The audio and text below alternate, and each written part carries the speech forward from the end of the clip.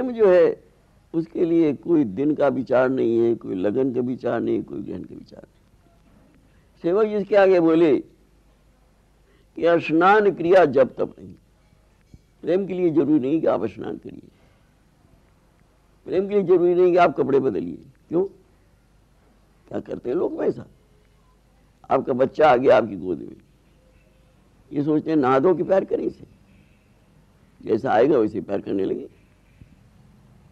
जब तब सब साज में होता है। बोले ज्ञान ध्यान तहाँ सकल प्रयास। सेवक जी बोले कि प्रेम में ज्ञान और प्रेम में ध्यान ये सब एफर्ट हैं। प्रयास से जो चीज प्राप्त होती है वो प्रयास के खत्म होने के बाद समाप्त हो जाती है। जो चीज किसी साधन से हमको मिली, साधन के समाप्त होने की चीज भी समाप्त हो जाएगी। जैसे कि कीर्तन में हमको सुख मिला, कब तक मिलेगा? जब तक ढोल बाजा मंजीरा बजता रहेगा, और वो बंद हुआ तो हमारा सुख भी समाप्त हो गया। क्योंकि वो सार सुख नहीं था, वो तो ढोल बाजे का सुख था।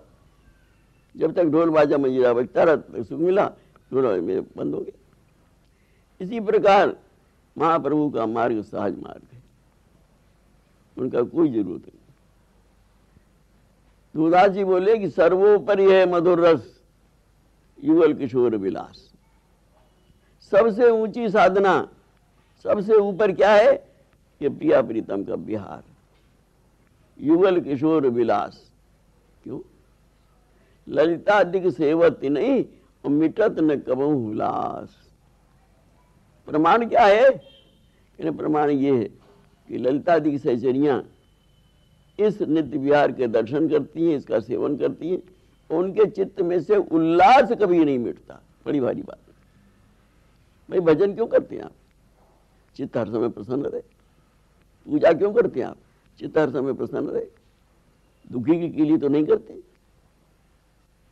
लेकिन बोले जहां कामना है वहां तो चित्त दुखी रहेगा ही। इसलिए रसिकों की सिद्धांत बड़े काटे।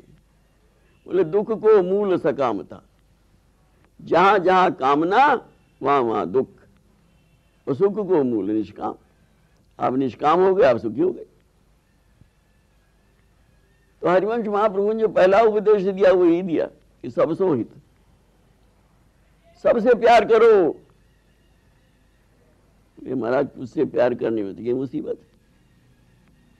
प्रीति कर काहू सुख न ले हो। प्रीति कर किससे सुख? जो मैं ऐसा जानती प्रीति करे दुख होए, तो नगर ढिंढोरा पीटती प्रीति न करियो कोई। आप कह रहे हो सबसे प्रीति करो, कह हाँ। बोले प्रीति में कोई दुख नहीं है। दुख कहाँ है? दुख है सकामता में। हम जो प्रीति कर रहे हैं वो सकाम भाव से कर रहे हैं।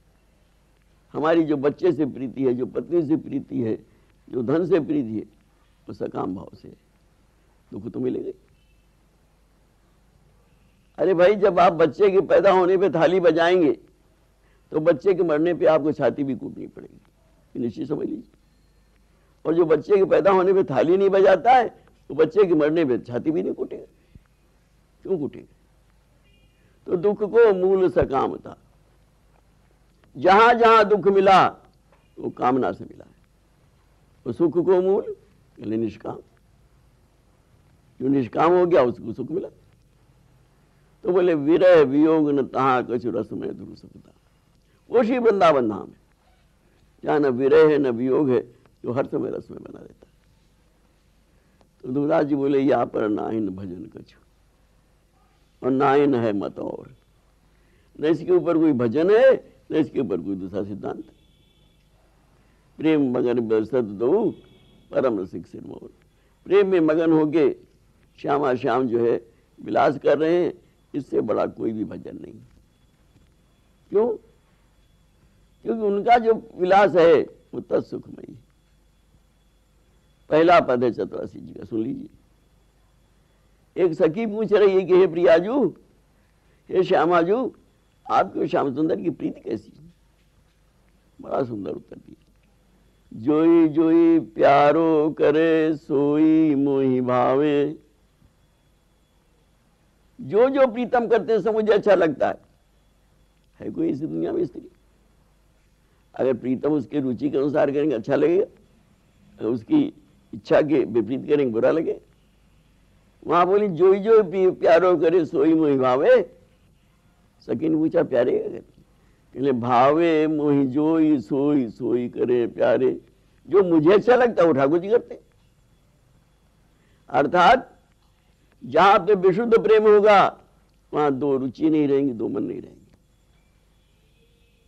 अगर दो रुचि है दो मन है तो वहां प्रेम चल नहीं पाएगा। क्योंकि झगड़ा जो होता है संसार में काय को होता है? रुचियों का। मेरी ऐसी रुचि, मेरी ऐसी रुचि, झगड़ा हो गया। ये त्रिगुणात्मक संसार इसीलिए तो विचित्र है। एक पति पत्नी थे, कोई महात्मा आ गए, दिल्ली होगी गाजियाबाद होगा कोई शहर हो, किसी महात्मा आ गए। महात्मा आ गए तो बड़ा अच्छा उनकी प्रशंसा हो रही थी, बड़ा अच्छा बोल रहे हैं साहब। पति ने कहा कि सुना है महात्मा जी कोई आए, बड़ा अच्छा प्रवचन दे रहे हैं, तो शाम को तुम तैयार रहना, चलेंगे। पत्नी बड़ी प्रसन्न हुई कि आज पति देव को क्या सूझ गया। नहीं तो पुरुष जो है कभी भी भजन में नहीं जाता है, सत्संग में नहीं जाता। पत्नी ने जल्दी से खाना बना लिया, सब कुछ कर लिया। पति देव आए, खाना खाया, तैयार हो गए, चल दिए दोनों। जब चले तो रास्ते में जब चले तो एक कोठे वालियों को मोहल्ला पड़ता था।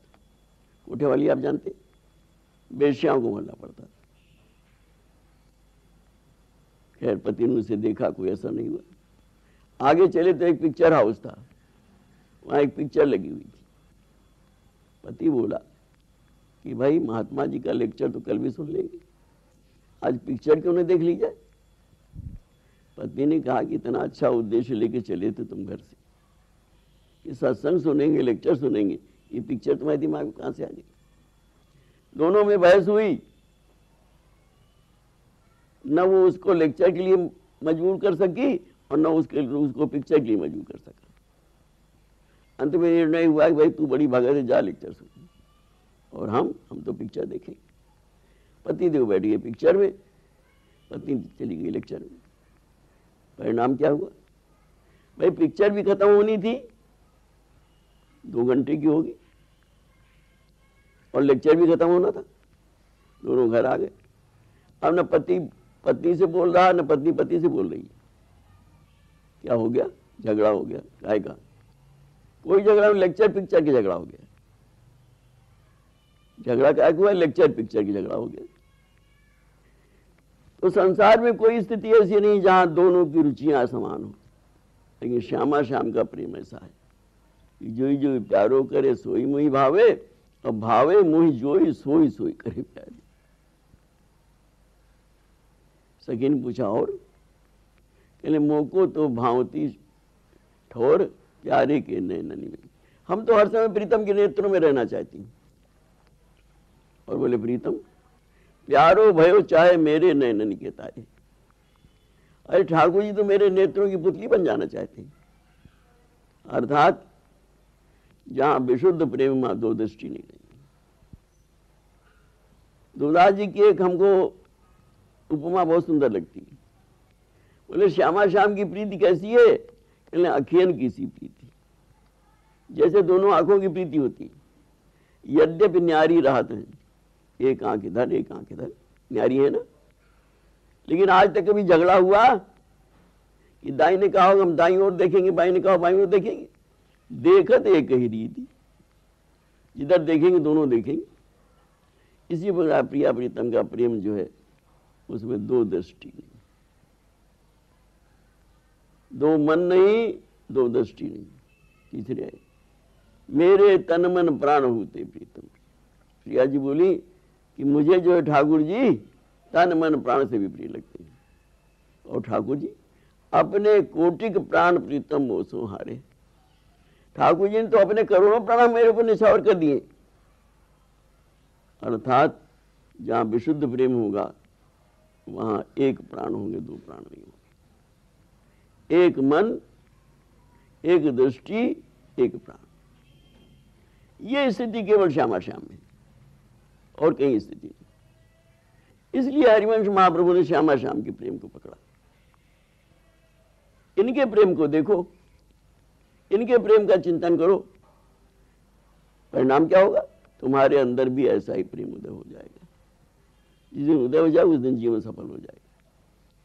और जब तक सकामता से प्रेम करते हो, कुछ ठाकुर जी दे देंगे, कुछ देवी जी दे देंगी, कुछ हनुमान जी दे देंगे, कुछ शंकर जी दे देंगे, तब तक तो भटकन ही भटकन।